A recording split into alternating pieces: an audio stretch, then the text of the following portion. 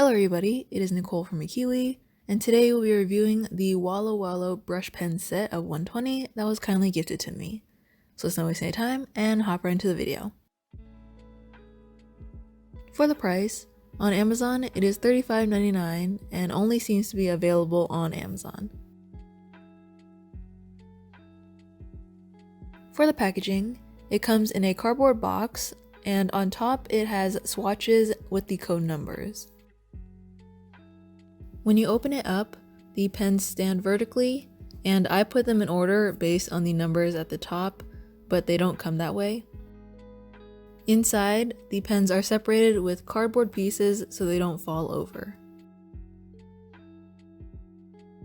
The box itself doubles as a storage unit and a stand if you fold over the top flap and tuck it underneath. It comes with a swatch sheet with codes and names, and it also comes with a blank sheet of paper to fill out that's lined on both the front and back. For the pens, it has a white barrel with the code number printed on each side. There are colored caps on each end, with the larger side being the brush tip and the smaller side being the fine tip. The entire set includes 120 colors, and the ink is water-based, so you can use it like watercolors. However, I will touch more on that in the pros and cons.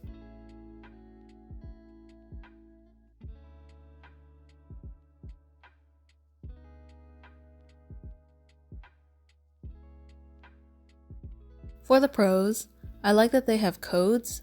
The other set of pens that I reviewed that are very similar to this didn't have codes, so I always had to count the order, so having the codes on these pens make it easier to find when choosing colors. I did notice that their first version of this set doesn't have the number codes, so if you do decide to purchase it and want the codes, make sure that you choose the right one. And of course, all the materials will be listed and linked in the description under the materials. I also like that there's a lot of color variety included, especially with 120 colors, you basically have the whole rainbow. These pens are also very versatile, as they can be used for watercolor, calligraphy, bullet journaling, or outlining. I personally like using them for outlining and adding in small details, but for this piece, I did try to use it as watercolors. Initially, I tried to use the pen directly on the paper, but that didn't really work, and I'll go over that in the cons. So instead, I would paint my palette and add water to make it into a watercolor paint, which worked a lot better and made the application a lot smoother. As for the cons, as I mentioned, applying the pens directly to the artwork as a watercolor was kind of difficult to make smooth without water. It would kind of tear up the paper underneath, even though I was using watercolor paper. And it was more difficult to blend it out if you apply directly onto the paper compared to when I painted my palette and added water to that. When I did use it as a watercolor, it also lightened the colors pretty significantly, so keep that in mind if you do plan on using these as a watercolor. I also found that the brush tips are kind of inconsistent in that some are more flexible than others, which I can see a little bit frustrating for those using these pens for calligraphy and wanting it to be consistent with other pens that they have in their stash. As for the case, my cardboard pen case seemed to be cut on both sides, and I'm not sure if that's a common thing or it just happened to me, but I just wanted to mention it. Personally, it's not really a big deal for me, but if it was a gift, I could see that being a little bit disappointing.